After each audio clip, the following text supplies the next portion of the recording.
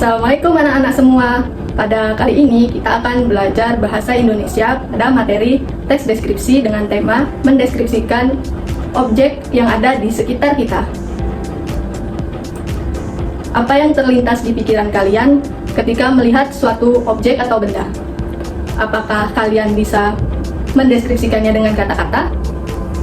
Agar kalian lebih mudah dalam memahami materi ini, Ibu akan menunjukkan beberapa objek yang menjadi contoh deskripsi suatu benda. Mari kita simak bersama. Anak-anak, sekarang perhatikan sebuah objek yang ada di hadapan kalian. Terlihat sebuah bantal boneka berbentuk karakter hewan lucu berwarna pink. Ukuran bantal ini sedang dan memiliki wajah yang bulat serta menggemaskan.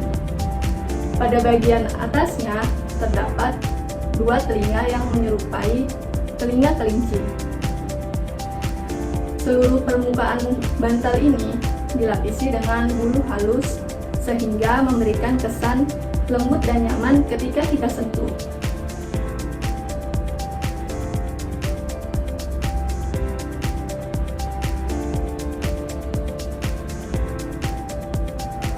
Karakter dari boneka ini sangat ekspresif.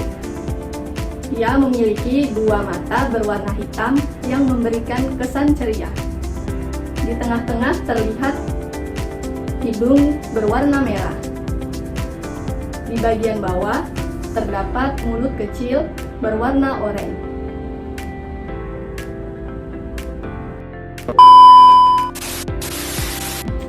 Baik anak-anak, ini objek yang kedua, yaitu buah pir. Buah pir merupakan salah satu buah yang mudah dikenali karena bentuknya unik, yaitu lonjong di bagian bawah dan mengecil di bagian atas. Kulitnya terasa sangat halus ketika disentuh. Namun, terdapat bintik-bintik berwarna coklat pada permukaannya. Kulitnya berwarna kuning lembut. Jika dipotong, bagian dalam buah pir memperlihatkan daging buah berwarna putih kekuningan. Rasanya manis dan berair, memberikan sensasi segar ketika digigit. Di bagian tengahnya terdapat beberapa biji berwarna coklat. Pengertian teks deskripsi. Teks deskripsi merupakan teks yang memberikan penjelasan utuh kepada pembacanya, supaya mereka bisa memahami dan merasakan apa yang sedang dibicarakan, baik dalam bentuk benda fisik maupun benda konkret yang bersifat abstrak. Selanjutnya, jenis-jenis teks deskripsi. Yang pertama ada deskripsi subjektif, yaitu deskripsi yang menggambarkan suatu objek berdasarkan perasaan dan sudut pandang penulis. Kedua, deskripsi spatial, yaitu deskripsi yang menggambarkan tempat suatu objek secara berurutan.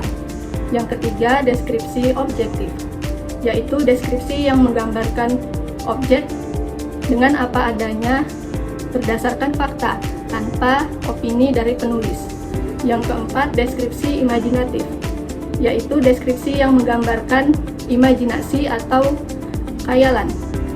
Yang kelima, deskripsi faktual, yaitu deskripsi yang berisi informasi faktual atau informasi nyata dan dapat dibuktikan kebenarannya.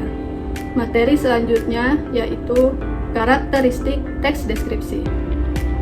Yang pertama, berisi tentang penjabaran suatu objek atau benda. Yang kedua, berisi tentang penjelasan yang melibatkan seluruh panca indera.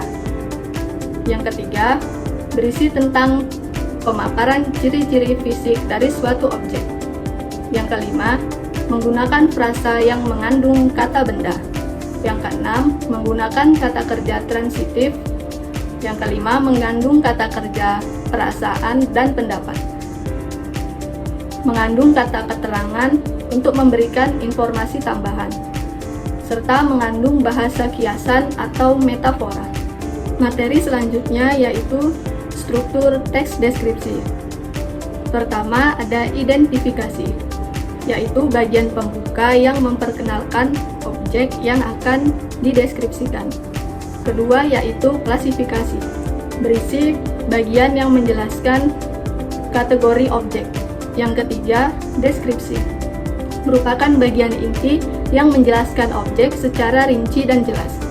Yang keempat, kesimpulan, yaitu bagian penutup yang memberikan kesan akhir yang ingin disampaikan kepada pembaca. Selanjutnya, kaidah kebahasaan. Pertama, menggunakan kata benda sesuai dengan topik yang dibicarakan. Kedua, menggunakan frasa yang mengandung kata benda. Ketiga, mengandung kata kerja transitif untuk memberikan informasi subjek. Yang keempat, mengandung kata kerja seperti perasaan dan pendapat.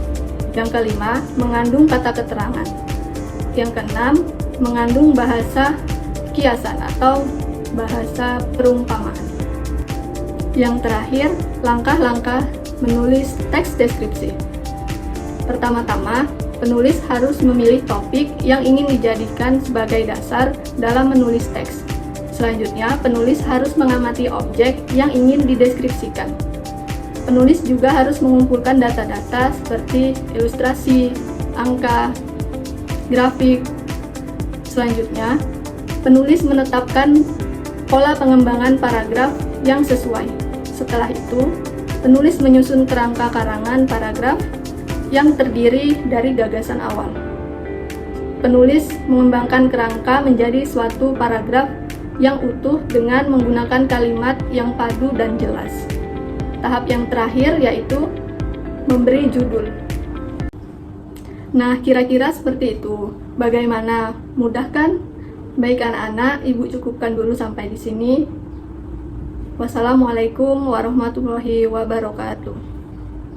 See you.